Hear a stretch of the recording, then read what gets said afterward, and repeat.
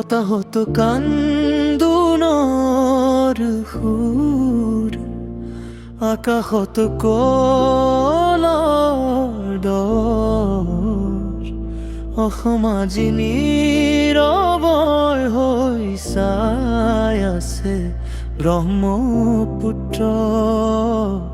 তুমি কিয় ইমান নিৰ্দয়? বাঁহৰ ঘৰটো ভাহি গ'ল পানীৰ সোঁত,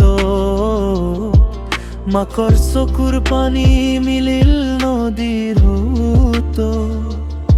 শিশুটোৱে সোধে মা ঘৰটো কত গ'ল? মাকে মাথো বুকুত সাৱটি চকুলৈ লুকুৱাই। শিৱসাগৰ গংগাধাৰীৰ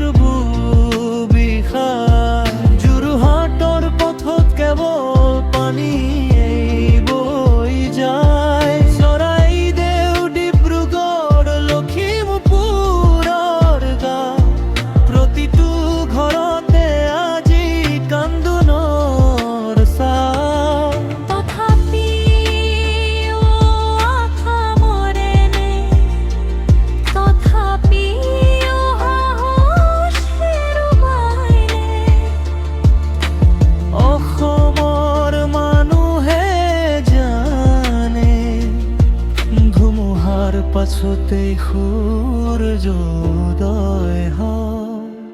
ব্ৰহ্মপুত্ৰ অলপ শান্ত হয়, আৰু কোনো মাকৰ বুকু খালী নকৰিবা, আৰু কোনো শিশুৰ সপোন ভাহি নিদিবা।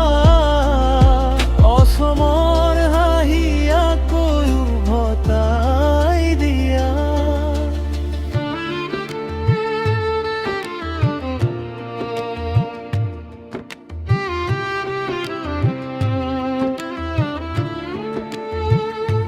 কোনোবাই আহিলে মুঠি চাউলৈ, কোনোবাই আহিল আশাৰ বতৰালৈ,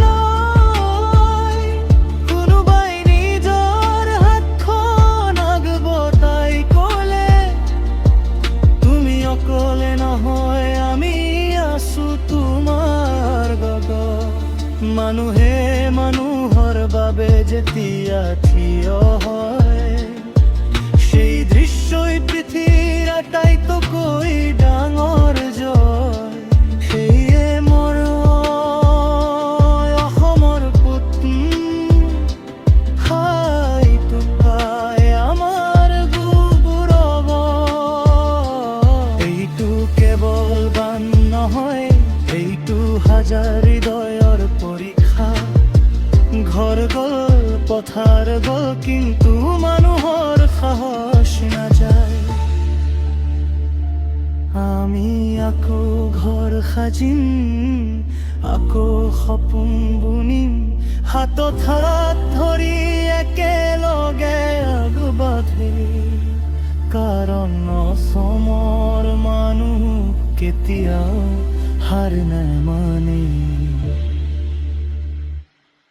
অ ব্ৰহ্মপুত্ৰ তুমি জীৱন নদী, বংশ নহয় শান্তিৰ সুৰ বৈ নিয়া।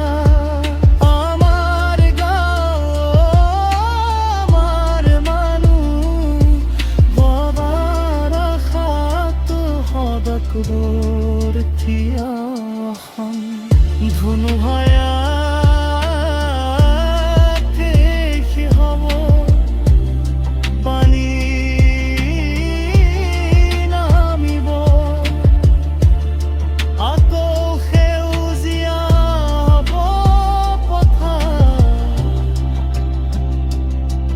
আৰু অসমৰ বুকু তাকো হাঁহি ফুলিব।